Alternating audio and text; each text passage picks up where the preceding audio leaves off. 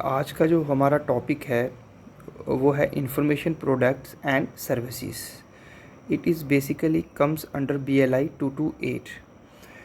Now इसमें total 4 blocks हैं। सबसे पहला जो ब्लॉक है वो है कन्वेंशनल प्रोडक्ट्स एंड सर्विसेज।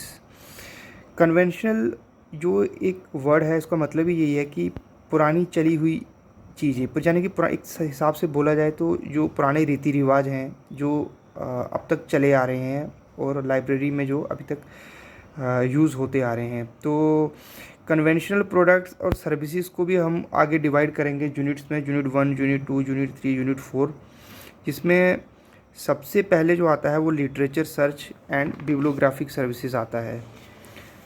और अब हम अगर पढ़ें इसको, लिटरेचर सर्च को, बेसिकली ये कंसेप्ट क्या है लिटरेचर सर्च।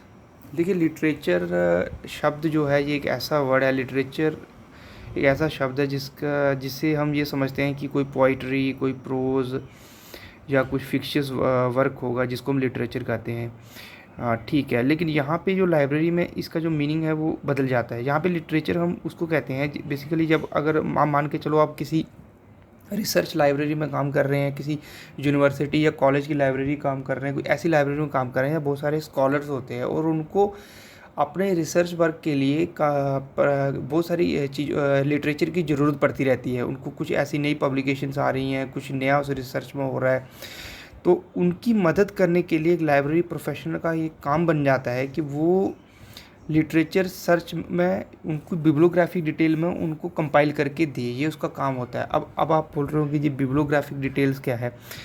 ठीक है, अब हम धीरे धीरे इसको जब पढ़ेंगे तो आपको आगे आगे समझ आता जाएगा। लिटरेचर, जो मैंने जैसे बताया कि लिटरेचर सर्च करने के कुछ तरीके हैं, तो 2 तरह की अप्रोचेस हम यहाँ पे यूज़ करते हैं लिटरेचर सर्च में। कॉमनली सर्च टेक्निक्स हैं कुछ, और इसके बाद में जो subject approach and author approach, और ये एक ऑफलाइन एंड ऑनलाइन अप्रोच होता है।